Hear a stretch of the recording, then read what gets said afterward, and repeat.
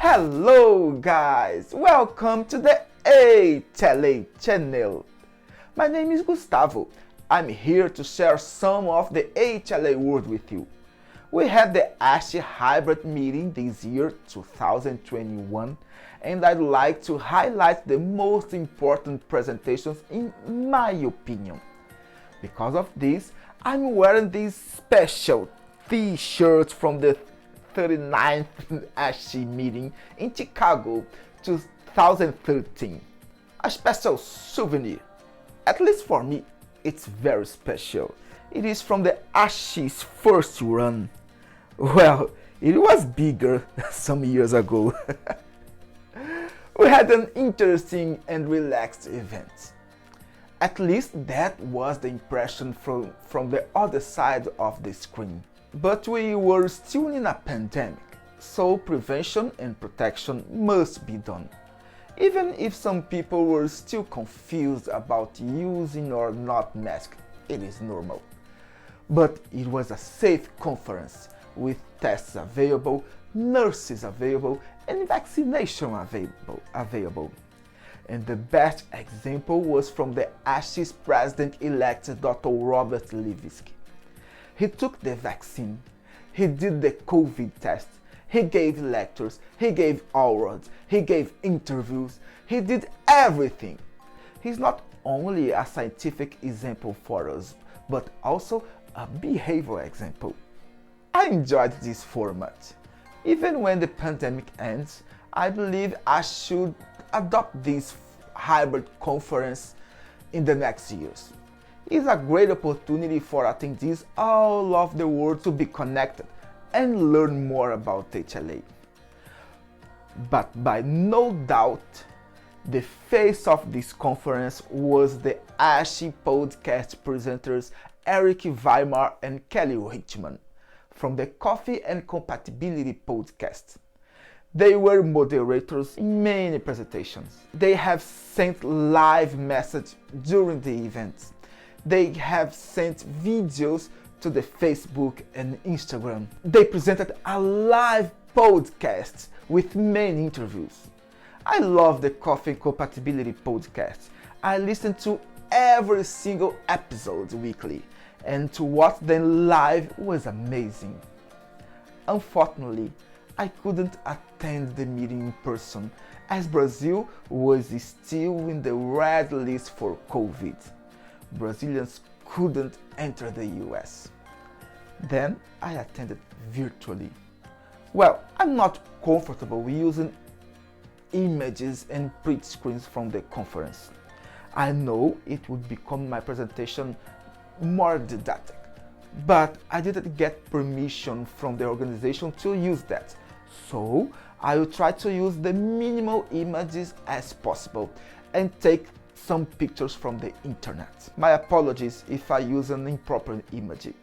This design is from ASHI presentations, for example. But please don't sue me. I don't have money to pay for that. The first presentation I've selected was the Scholar Session Awards, earned by Dr. Human Yari from the University of Oklahoma Health Science Center. The title of his work was HLA-DR presentation of Bordetella pertussis peptides. Pertussis is still a reality worldwide and even the US. Many vaccines were developed, but we now need new vaccines with new epitopes to improve the vaccine formulations. So Dr. Yaris is searching for new epitopes associated with HLA-DR. Using differentiation pools, immune affinity chromatography, mass spectrometry, and data refined, he could identify HLA-DR epitopes to be pertussis that could be used in vaccines formulations. After the Scholar session, we had the Integrated Genomics session. The first speech was from Dr. Julian Knight from the University of Oxford. Integration immunomics for immune profile. Insights from the COVID-19 multi-omics blood atlas was the title of his presentation. He presented the results from the COMBAT Consortium, the Oxford COVID-19 multi-omic blood atlas. Their challenge is to understand the nature of the variable immune response to SARS-CoV-2 in patients with severe disease and to find opportunities for a precision medicine approach. And among their goals is to identify potential predictive biomarkers of disease severity and subphenotypes. They use multi-approaches, multi-platforms, multi-technologies, including, for example, machine learning. My friend Vinicius Telet will enjoy it, to get information about the networking of proteins, cells, and genes involved in the SARS-CoV-2 infection. They were able to find many potential markers in cells, proteins, and gene expression. And all these molecules and genes could be used as a marker for COVID-19 and even other infections. Then we have Dr. Rachel Bashford-Rogers, also from University of Oxford, talking about adaptative immune responses. She tried to connect antibodies to many activities and responses and diseases causing and therapeutics and diagnostics and etc. They are searching for novel approaches to understand the immunity across diseases by sampling across sites of inflammation or disease, by developing novel experimental and computational approaches using spatial transcriptomics, digital pathology, machine learning, here is machine learning again, and translational research. Hard words, isn't it? Hard technology, new technologies, multi-omics. We can use multi-omics approach to understanding anti-tumor B-cell responses in long-term survivors by using BCR sequencing, tissue imaging, and antibody expression to reveal the mechanism to anti-tumor B-cells responses in extensive clonal expansions. As you can see, one of the words of this conference was multi-omics. Then we had Dr. Dimitri Monos. Dr. Monos is no doubt one of the most brilliant minds in the HLA field. And we must have a smart mind to follow his ideas too. Maybe because of that, I'm one step behind in trying to understand everything he puts to us. I had the great opportunity of visiting his lab, and among of dozens and dozens of scientific papers over his desk, a quote caught my attention. If a cluttered desk is a sign of a cluttered mind, of what then is an empty desk a sign? Albert Einstein. If a full table really reflects a full mind, then surely Dr. Mono's mind is overflowing, and that's what we saw in his presentation.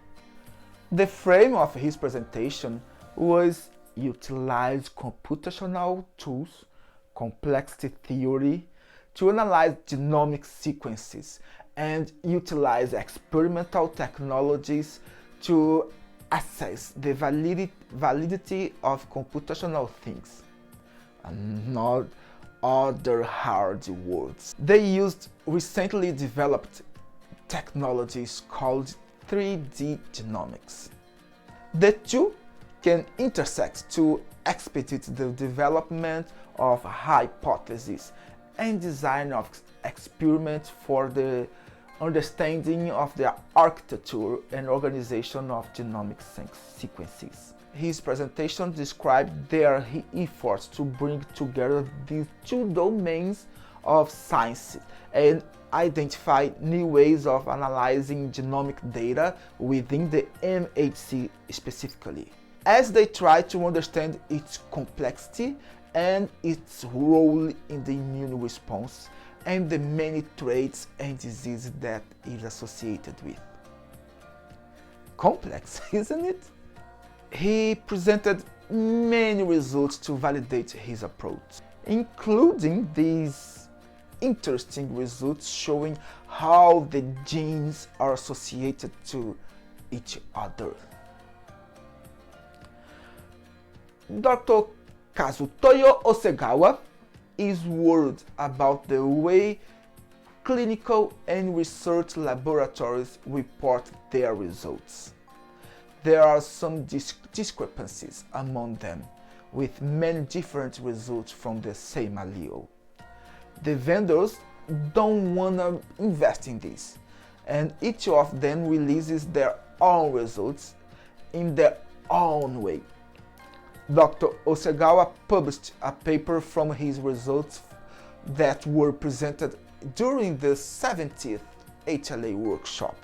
What he would like to propose is a standardized reporting format where all labs would use without discrepancies. Also, when a novel allele is found, clinical technologists put a lot of effort into reporting these novel alleles. It would be ideal if novel alleles were automatically reported. Therefore, he developed the HLA-Poly software to automatically identify novel variants. But HLA-Poly could only work if accurate consensus sequences are available. He claims for a standardized report format, but he believes it will only happen if the regulatory agencies as ASHI and FE facilitate collaborative discussions and create a demand to incentivize vendors to address this issue. We had a speech from our Brazilian proud. Dr. Danilo Augusto is a researcher at the University of California in San Francisco, UCSF, working with Dr. Jill Hollenbach. The title of his presentation was Cost-Effective and Accurate HLA Genotyping Using Targeted Next-Generation Sequencing. I can imagine Dr. Danilo, a Brazilian researcher, used to save all reagents and using half volume in the protocols, arriving in the lab and observing how many kits he could save if he applied his Brazilian economic mode protocols. His results? By doing adjustments in the protocol, only change the reagent volume, he can save up to 73%. And he has two works, one published and another presented as a poster at ASHI using his economical protocol. No, these girls are not Brazilian top models. They are the author of that studies. Good for science that they choose the scientific career instead of modeling career. Drum roll! And the Rose Payne Award goes to Dr. Marcelo Fernandes Vinha. The Rose Payne Award was established to honor a great scientist and to recognize her long-standing contributions to the field of immunogenetics and her support in the development of the society. This was a well-deserved prize. Dr. Marcelo Fernandes Vinha is another brilliant mind. He is out of the curve. But more than this, he is a wonderful human being, a friendly, pleasant person who welcomes everyone who goes to him. Here is my picture with him and my friend Dr. Juliana Cardoso, now at the Albert Einstein Hospital in São Paulo, Brazil, during the SBTMO conference in Foz do Iguaçu waterfalls. He started his presentation praising Dr. Rose Payne for her pioneering, a giant investigator, a formidable inspirational force, a visionary, and a persistent researcher. No wonder she inspired and named this award. And a curious fact, Dr. Fernandes Vinha's advisor was a student of Dr. Rose Payne. We live in a small HLA world. Dr. Fernandes Vinha presented many published works highlighting the use of NGS to define HLA allele and haplotype frequencies, the role of DRB1 in Parkinson's disease, the association of HLA-DPB1 with multiple sclerosis, and even the HLA association with SARS-CoV-2 infection. Something interesting, he mentioned many collaborators and friends and researchers that helped him during his career.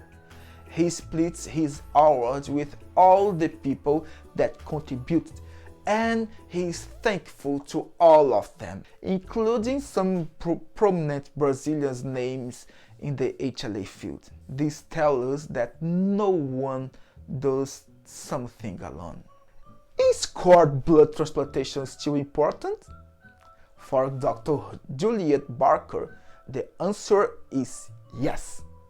She made a question in her very first slide. What are the rules in allogencic transplantation? And how are they broken with cord blood? Her presentation was amazing, very soft, light, She presented a lot of rules and showed us that some rules are not true in some cases. She claims that despite the cord blood transplantation is decreasing, there are many advantages to use cord blood. And what should be done? 1. Optimize donor triage.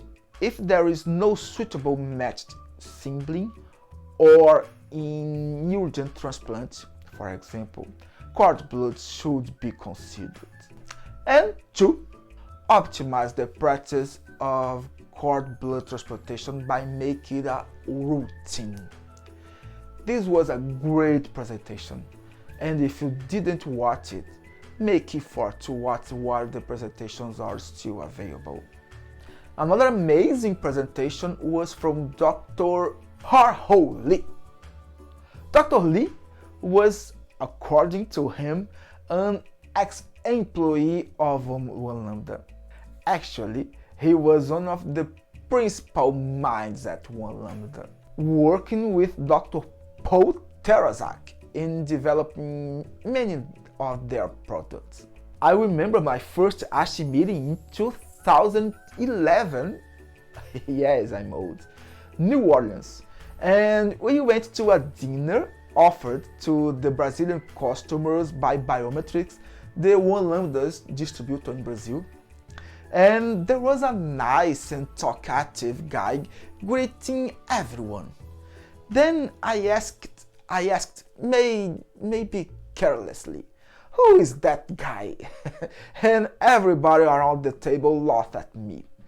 The answer, he was the One Lambda's vice president, Dr. Lee. Dr. Lee earned the Bernard Amos Distinguished Scientific Award. This award was established to honor a distinguished ASHI scientist who, like Dr. Amos, has made significant contributions to our field. In this picture, Dr. Lee received his prize from Dr. Robert Levisk, ASHI's president-elect. Look at this story.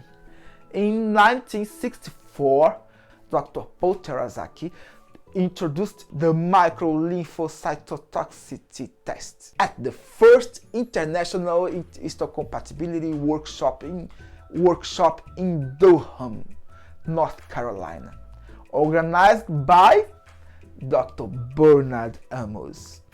We live in a small HLA world.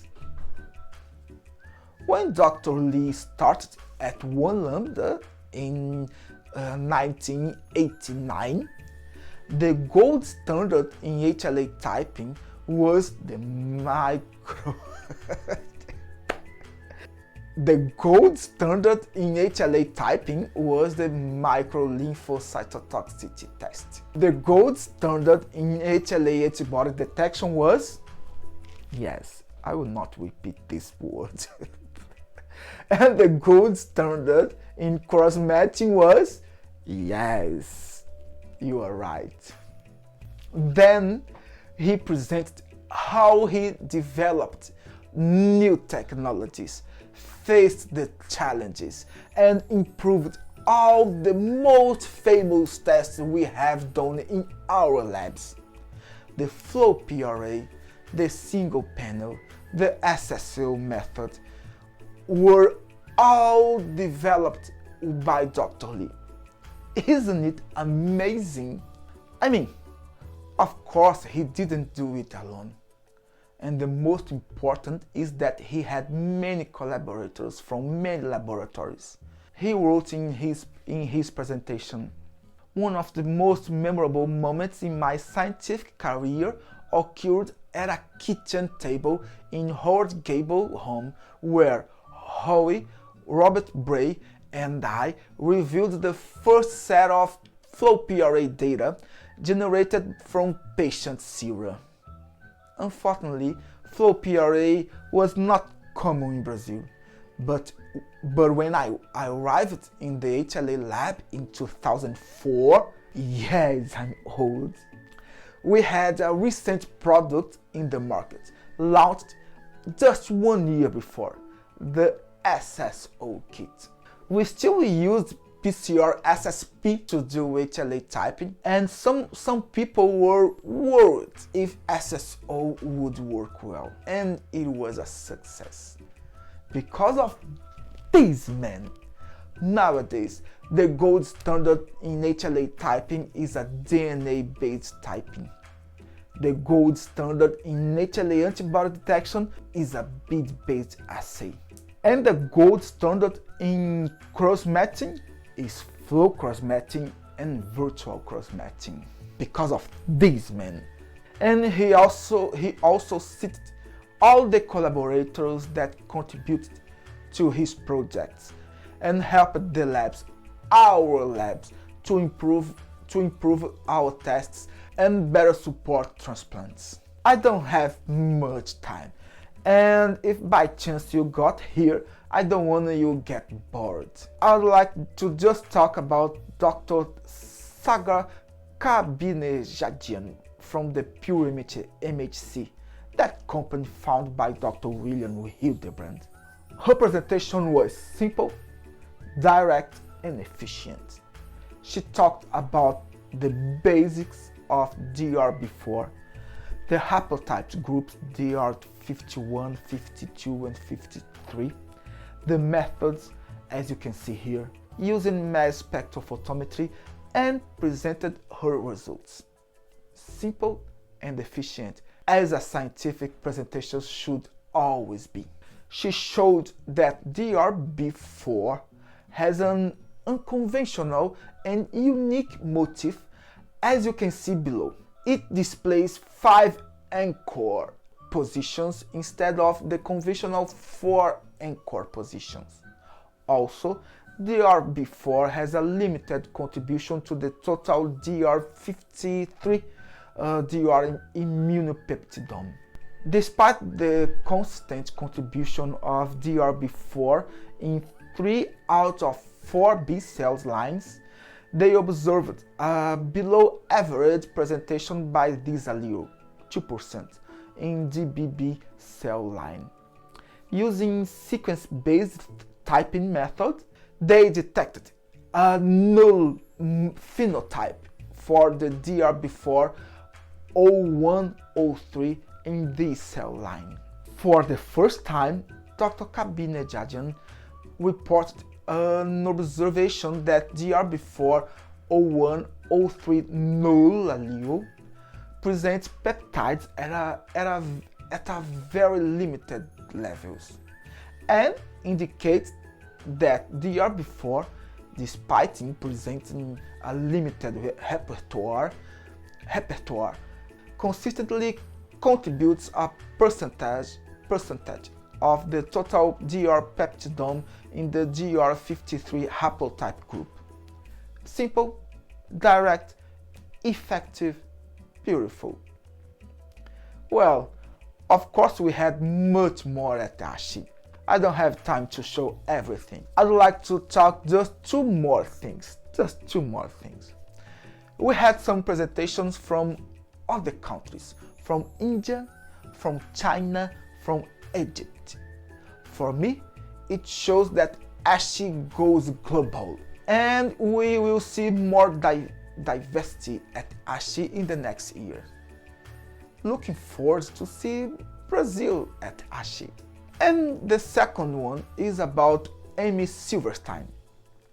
She underwent a heart transplant at age 25, and she wrote a book titled My Glory Was I Had Such Friends, and soon a TV series on Apple TV with Jennifer Garner. She got married, she had a baby, she climbs, she hikes, she does exercise, she wrote a book, maybe planted a tree, and we, with a normal heart, 2 healthy kidneys, healthy bone marrow, given excuse to have a healthy life.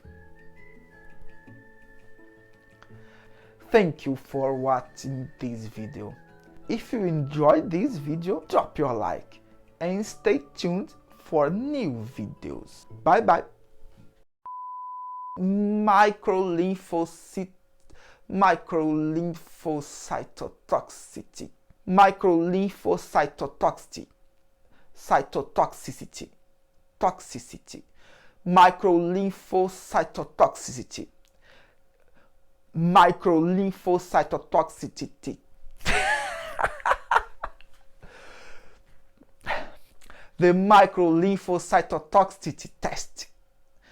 The microlymphocytotoxicity test. Microlymphocytotoxicity. Toxicity.